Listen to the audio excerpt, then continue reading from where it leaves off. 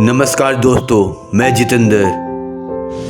आज की वीडियो में हम एक ऐसी शख्सियत के बारे में हम जानेंगे जो हिंदी सिनेमा जगत के अपने समय के सबसे बड़े शोमैन के रूप में पहचाने जाते हैं, जिनका नाम रणवीर राज कपूर, जिन्हें हम प्यार से राज कपूर के नाम से जानते हैं। राज कपूर हिंदी सिनेमा जगत में एक ऐसा नाम है जो पिछले 8 दशकों से फिल्मी दुनिया के आकाश में सूरज की तरह जगमगाता रहा। उनकी आंखों का भोलापन राज कपूर की फिल्मों की खास पहचान बना था। राज कपूर हिंदी सिनेमा जगत के न केवल अभिनेता थे बल्कि निर्माता और निर्देशक भी थे।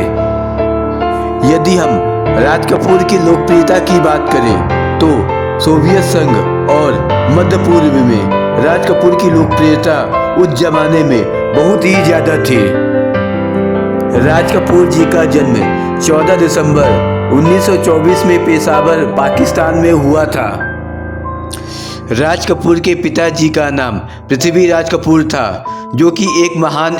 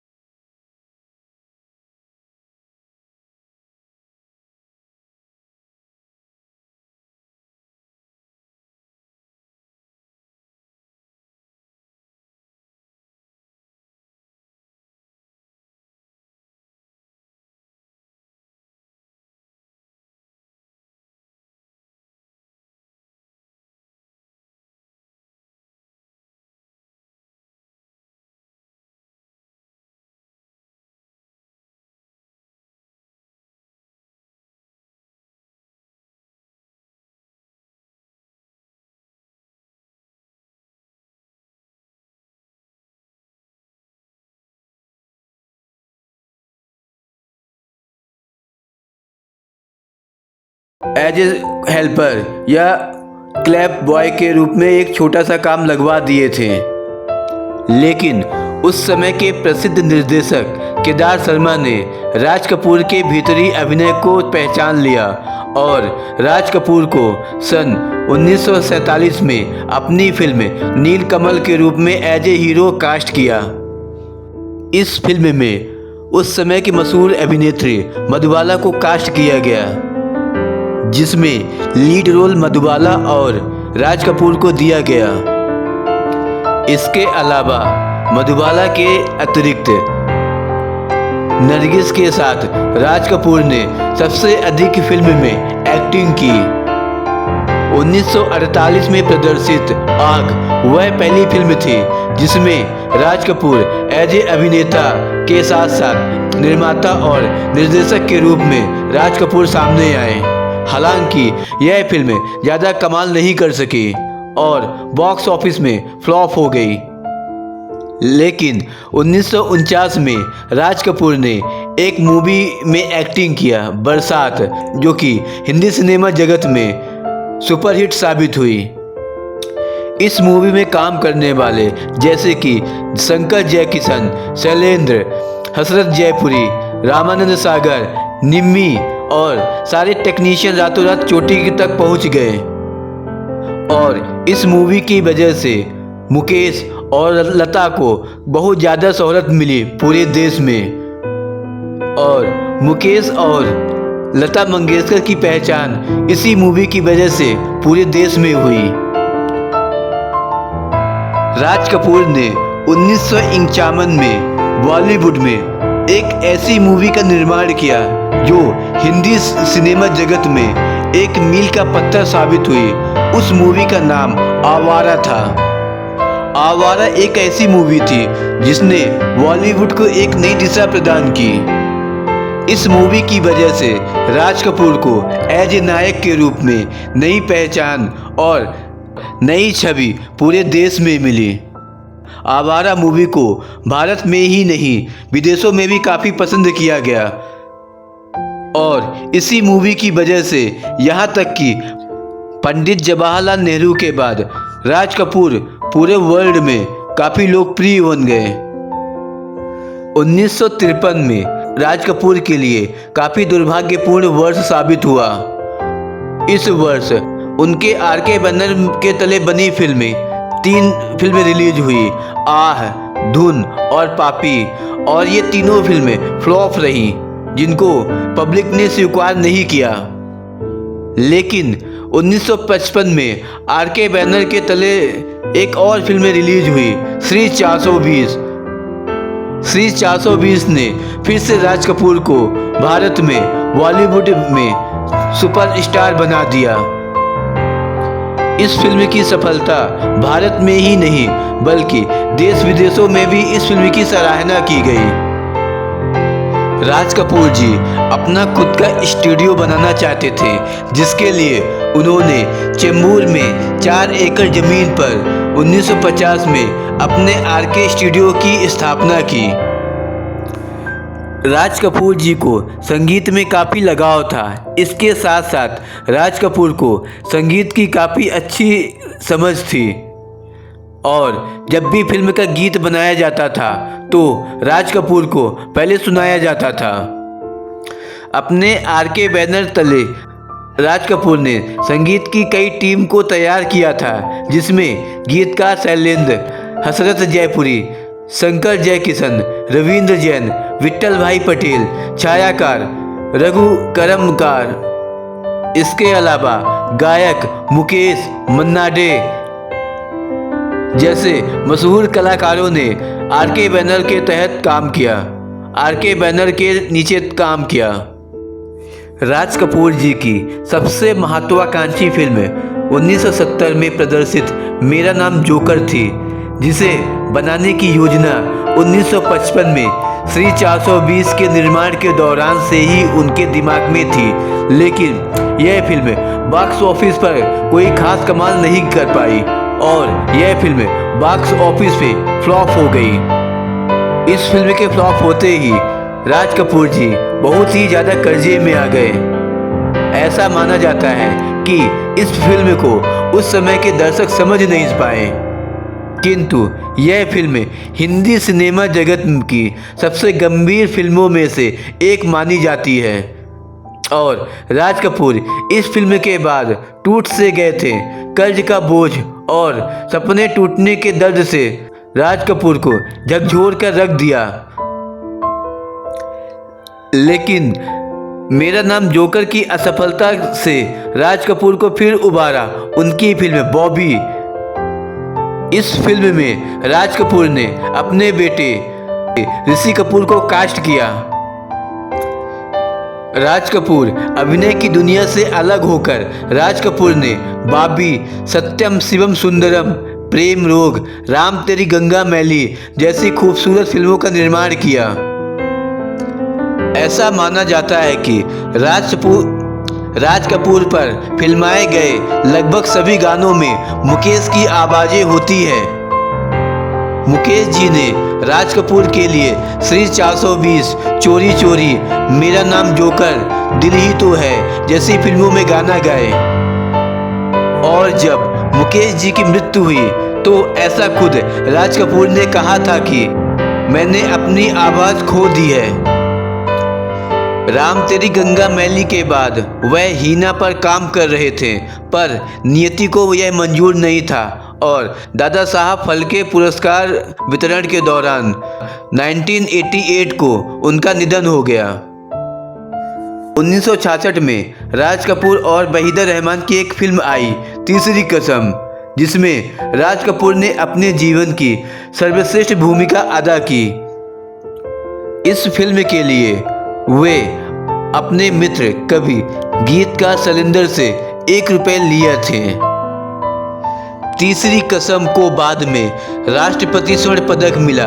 बंगाल फिल्म जर्नलिस्ट एसोसिएशन द्वारा सर्वश्रेष्ठ फिल्म और कई अन्य पुरस्कारों से सम्मानित किया गया और मॉस्को फिल्म फेस्टिवल में भी यह मूवी कई अवार्ड से सम्मानित की गई और इनके कला की काफ़ी प्रशंसा भी की गई। आवारा, श्री 420 और मेरा नाम जोकर राज कपूर के सृजन के 3 शिखर हैं तथा उनके जीवन दर्शन को प्रस्तुत करने के महत्वाकांक्षी माध्यम भी हैं। यही कारण है कि राज कपूर ने आवारा और श्री 420 इन दोनों फिल्मों को किसी न किसी रूप में मेरा नाम जोकर से संबद्ध किया है। मेरा नाम जोकर में आवारा की प्रसिद्ध गीत मैं आवारा हूँ दोहराया गया और श्री 420 के कई दृश्य की झलक दिखलाई गई है। इसलिए मेरा नाम जोकर को समझने के लिए यह आवश्यक है कि सबसे पहले श्री 420 और आवारा मूवी को अवश्य देख लिया जाए।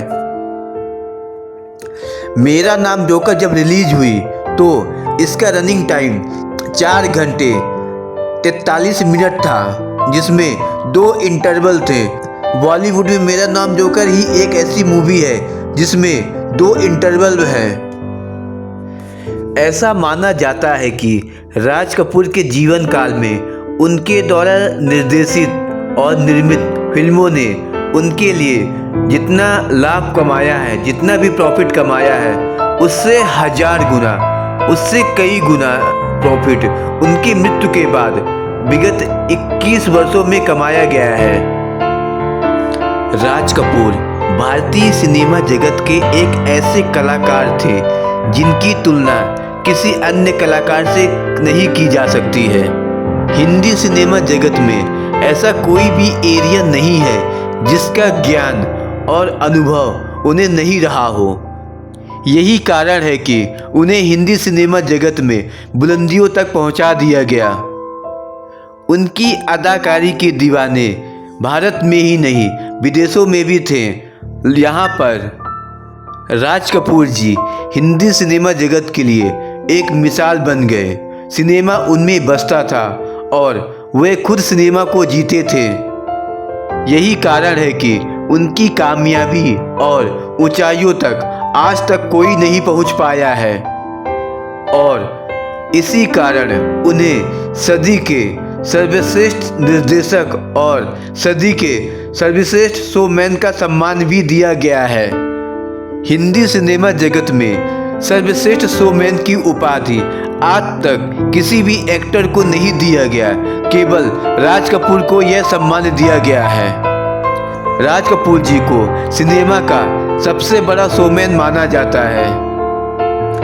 राज कपूर जी को सन 1987 में दादा साहब फाल्के पुरस्कार प्रदान किया गया और इसके अलावा उन्हें कला के क्षेत्र में भारत सरकार द्वारा सन 1971 में पद्म भूषण सम्मान से सम्मानित किया गया।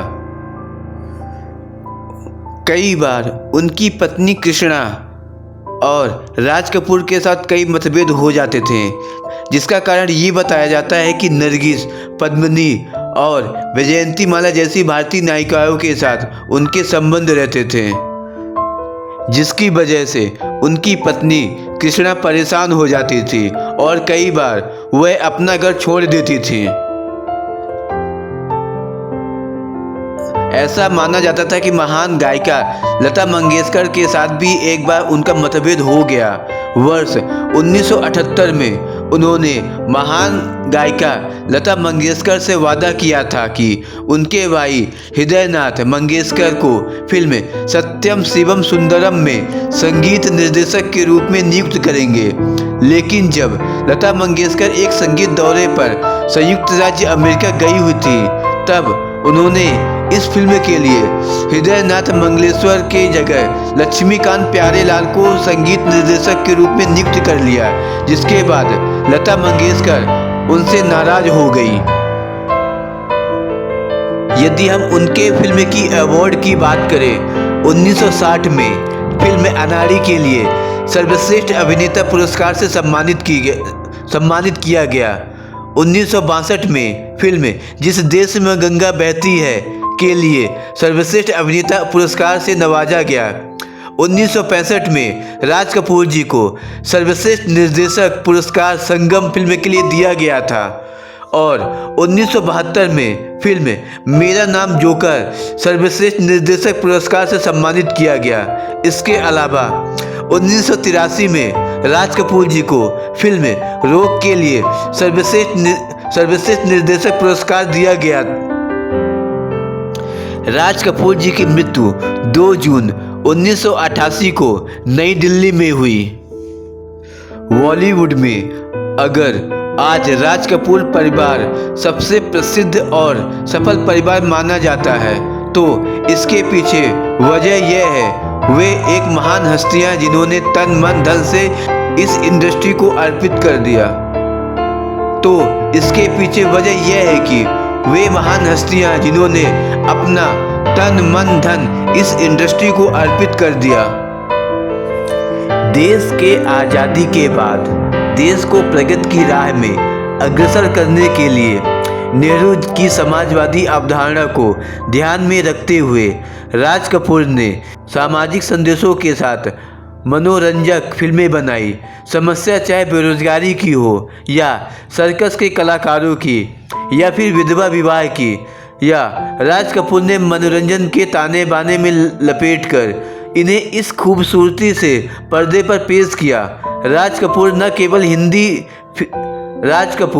केवल हिंदी फिल्म के पहले शोमैन कहलाए बल्कि वह एक संपूर्ण कलाकार थे जो अभिनय, निर्देशन और निर्माण के अलावा कहानी, पटकथा, संपादन, गीत, संगीत जैसे पक्षों की गहरी जानकारी रखते थे।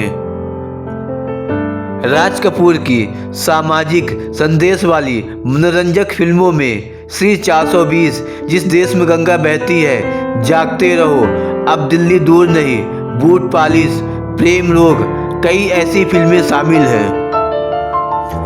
ऐसा माना जाता है कि राज कपूर और नरगिस का अफेयर है। दोनों ने एक साथ 16 फिल्मों में काम किया और हर फिल्म में उनकी आपस में जोड़ी बहुत बेहतरीन लगती थी।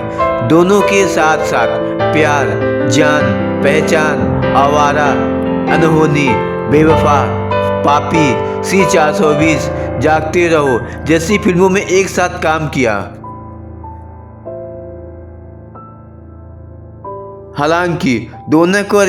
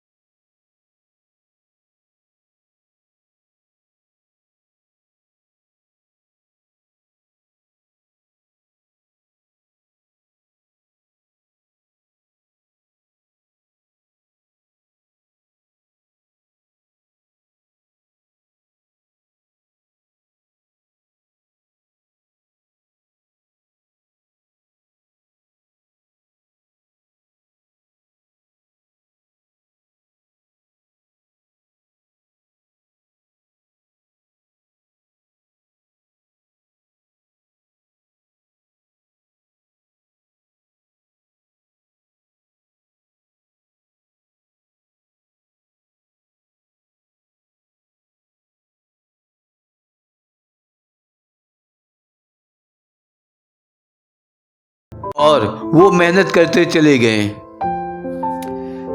और राज कपूर पिता के द्वारा दिए गए उपदेशों के अनुसार ही चलते गए। उन्होंने कभी भी अपने पिता की सफलताओं का गलत फायदा नहीं उठाया और वह भारी वजन उठाने से लेकर पोछा लगाने के काम में भी कभी शर्म नहीं करते थे। राज कपूर जी के काम के प्रति लगन और मेहनत देखकर पंडित केदार शर्मा काफ़ी उनसे प्रभावित हुए। राज कपूर ने उनके साथ एक्टिंग की बारीकियों को बड़ी ही शालीनता के साथ सीखा और समझा। राज कपूर जी की फिल्मों के गीत काफ़ी लोकप्रिय हुए, जिन्हें आज भी हम लोगों को गुनगुनाते सुन सकते हैं। लेकिन उनके सर्वाधिक लोकप्रिय गीतों में से मेरा जूता है जापानी, आवारा हूँ और ए भाई जरा देख के चलो प्रमुख है। हिंदी सिनेमा जगत में उस समय यह हमेशा विवादों का विषय रहा था कि राज कपूर ज़्यादा बड़े हैं या दिलीप कुमार। हालांकि इन दोनों व्यक्तित्वों की तुलना नहीं की जा सकती। दोनों एक्टर अपनी अपनी जगह बेमिसाल हैं। हिंदी सिनेमा जगत में इन दोनों की स्थिति ठीक उसी प्रकार है जैसे कि हिंदी साहित्य में तुलसी और सूरदास जी की है।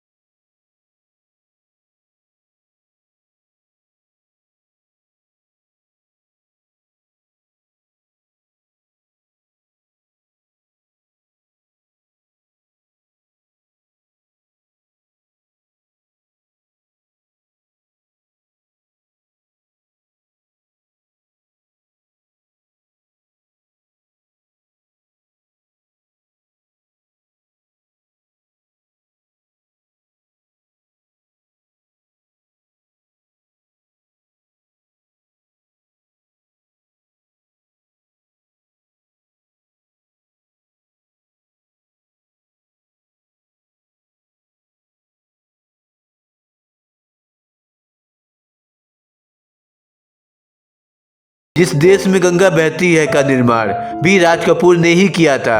यह फिल्म काफ़ी प्रसिद्ध हुई और काफ़ी मुनाफा कमाई। इस मूवी में राज कपूर को सर्वश्रेष्ठ अभिनेता के लिए फिल्म फेयर पुरस्कार से नवाजा गया। इसके अलावा इस फिल्म को सर्वश्रेष्ठ फिल्म का फिल्म फेयर पुरस्कार भी प्राप्त हुआ।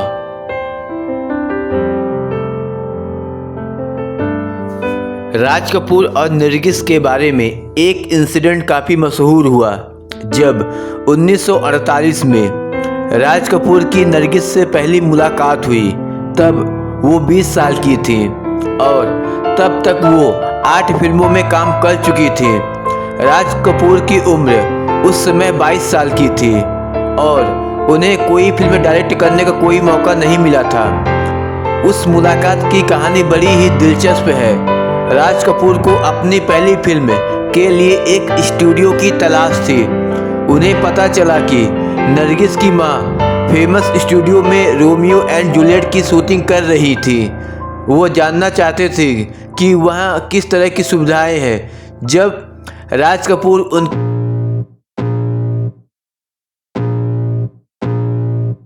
I can feel the blood creeping up from the heathens. Got will, got fight, got pride, got reason. If they wanna go eat, then you know I'm gon' feed them. If you're coming for me, hope you're ready for a demon. I got eyes in the back of my head, I'm seeing. Take me for granted and you know I'm leaving. I'ma take what's mine with the webs I'm weaving. I could take this crowd from seeing to believing. Got a taste for blood and my tongue keeps bleeding from the words I spit. So sharp, so freezing, so cold. Behold, frostbite they feeling. I could tear you apart or I could go heal them. Don't believe in fate, don't believe in ceilings. I just need a taste and my mind starts peeling. I don't pace myself, I grind on kneeling. Got lust for change, I just love the feeling. I ain't gonna give up. Got too little time, I'ma live up. Head down, push forward through the tough times. Cause anything worth doing is a tough climb. And I ain't gonna give up. Got too little time, I'ma live up. Head down, push forward through the tough times. Cause anything worth doing is a tough climb. Cause I'ma live life for the fight, yeah, I'm here to get it. I got drive, got sight, always have. बोला कि मेरी बीबी मेरे बच्चों की माँ है, लेकिन मेरी फिल्मों की माँ तो नरगिस है। नरगिस आरके फिल्म की जान थी। उनका कोई सीन न होने पर भी वो हमेशा सेट पे मौजूद रहती थी। सामान्यतः नरगिस आरके बैनर के बाहर कोई भी फिल्म साइन करने से पहले सबसे पहले राज कपूर से सलाह जरूर करती थी। लेकिन जब नरगिस ने मदर इंडिया साइन की तो सबको अंदाज़ा हो गया कि दोनों की प्रेम कहानी अब अंतिम चरण पे है। 1986 में सुरेश कोहली को दिए गए इंटरव्यू में राज कपूर ने बताया था कि नरगिस ने मुझे एक बार धोखा दिया था जब उसने एक बूढ़ी औरत का रोल करने से इनकार कर दिया। वो स्क्रिप्ट मैंने राजिंदर सिंह बेदी से खरीदी थी। उन्होंने कहा कि इसके लिए इमेज खराब होगी, लेकिन अगले दिन नरगिस ने मदर इंडिया साइन कर ली, जिसमें उनकी बूढ़ी औरत का रोल था। 1958 में नरगिस ने सुनील दत्त से शादी कर ली। हालांकि ये शादी तब तक गुप्त रखी गई थी जब तक मदर इंडिया रिलीज नहीं हुई, क्योंकि इस फिल्म में सुनील दत्त नरगिस के बेटे का रोल निभा रहे थे।